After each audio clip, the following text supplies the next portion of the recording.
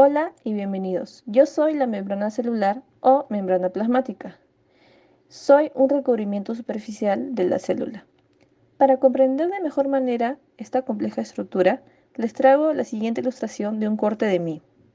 Observamos que dentro de mis características se trata de una estructura elástica, fina y flexible, de un grosor de apenas 7.5 a 10 nanómetros, formada principalmente por proteínas y lípidos.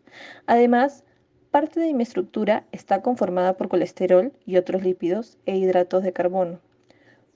Una de mis funciones primordiales es separar el medio extracelular del medio intracelular o citoplasma. Esto lo hace a través de la bicapa lípida que la profundizaremos después. También evidenciamos las proteínas de membrana y finalmente a los hidratos de carbono unidas a esta. En este video analizaremos tres aspectos importantes.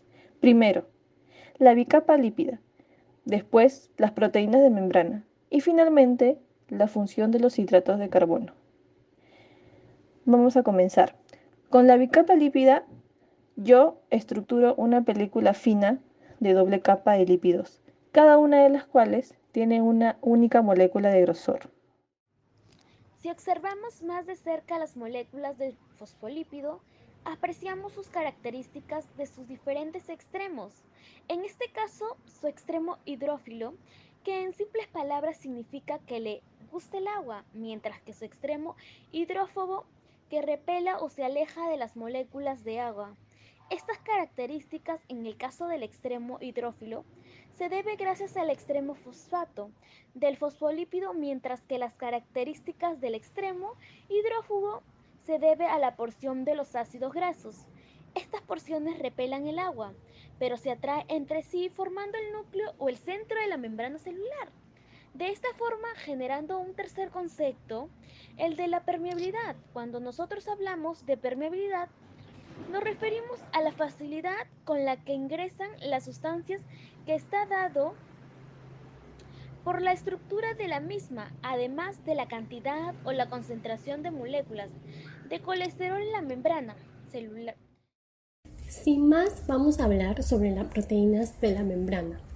Se trata de estas masas globulares que flotan en la bicapa lípida, que generalmente son glucoproteínas, y que constan de dos grupos principales. Por un lado están las proteínas integrales, que son las que atraviesan todo el espesor de la membrana celular. Van a estar constituyendo canales o poros para el paso de moléculas hidrosolubles, como son los iones.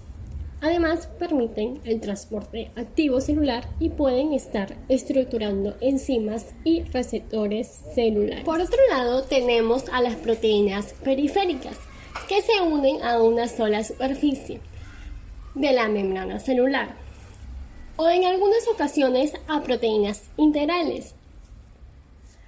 Estas se caracterizan ¿por qué? Porque se unen a una sola superficie de la membrana celular, es decir, sin atravesarla.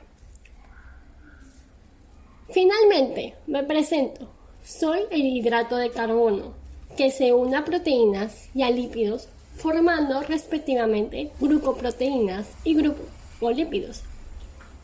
Soy un componente importante de este segmento, gluco, que se fluye hacia el exterior y hacia el medio extracelular, formando un recubrimiento débil de hidratos de carbono que se conocen como glucocálidos.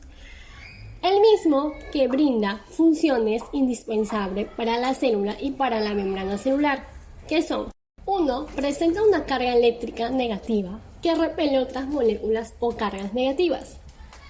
2. Algunas se unen a otras células por medio de glucocálidos. 3. Otras actúan como receptores para las hormonas, como por ejemplo la insulina.